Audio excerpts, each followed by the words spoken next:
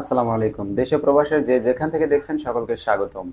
সরকার সমন্বয়কদের সাথে বসে মিটিং করতে চেয়েছিল শান্তিপূর্ণভাবে, যেন আন্দোলনটা সমাপ্ত হয়। কিন্তু সমন্বয়কদের ভিতর অন্যতম সমন্বয়ক নাহিদ, তিনি বলেছেন সরকারের সঙ্গে আলোচনায় বসার কোনো পরিকল্পনা তাদের নেই। বৈষম্য বিরোধী ছাত্র আন্দোলনের সমন্বয়ক নাহিদ ইসলাম এমনটাই জানিয়েছেন। আজ শনিবার তিনি বলেন, যখন আমরা ডিবি হেফাজতে ছিলাম তখন প্রধানমন্ত্রীর সঙ্গে আলোচনায় বসার প্রস্তাবও দেওয়া হয়েছিল, কিন্তু আমরা এই প্রস্তাবের প্রতিবাদে ডিবি হেফাজতে অনশন করেছিলাম। সাহস দেখেন, সাহস দেখেন এ জাতির শ্রেষ্ঠ সন্তানদের। গোয়েন্দা পুলিশের ডিবি হেফাজতে থাকা কোটা সংস্কার আন্দোলনের 6 সমন্বয়ককে বৃহস্পতিবার বিকেলে ছেড়ে দেওয়া হয়েছে।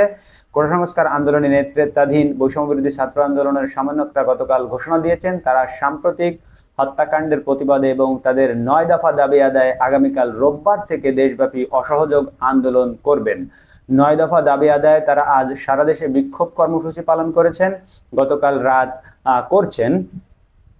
আজ বিক্ষোভ কর্মসূচি তারা পালন করবে এবং গতকাল রাত 8টার দিকে একটি হোয়াটসঅ্যাপ বার্তায় এই কর্মসূচির ঘোষণা দিয়েছিলেন তারা।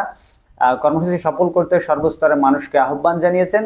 আর 9 দফা দাবির মধ্যে রয়েছে প্রধানমন্ত্রী শেখ হাসিনার ক্ষমা চাওয়া এবং স্বরাষ্ট্রমন্ত্রী আসাদুজ্জামান খান, সড়ক পরিবহন সেতুমন্ত্রী ওবায়দুল কাদের, শিক্ষামন্ত্রী মহিবুল হাসান চৌধুরী, আইনমন্ত্রী আনিসুল হক, তথ্য সম্প্রচার প্রতিমন্ত্রী মোহাম্মদ আলী আরাফাত এবং ডাক ও টেলিযোগাযোগ তথ্যমন্ত্রী জুনায়েদ আহমেদ পলকের পদত্যাগ। অর্থাৎ তাদের ক্ষমা চাইতে হবে এবং পদত্যাগ করতে হবে, মানে সরকার ভেঙে দিতে হবে।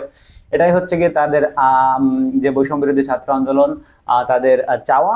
তো সরকারের সঙ্গে তারা আলোচনায় বসবে না, এটাই ফাইনাল, এটাই চূড়ান্ত।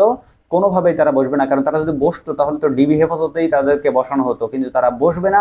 তারা সেখানে অনশন করেছিল এবং তারা এই আন্দোলনকে সফল করতে চায় এবং তারা আজকেও একটা কমিটি ঘোষণা করেছে। সেই ভিডিও আমাদের লিঙ্কে দেওয়া আছে, কি কমিটি তারা করলো ডিসক্রিপশনে দেওয়া আছে আমাদের ভিডিও, আপনারা দেখে নেন, আমাদের চ্যানেলে দেওয়া আছে।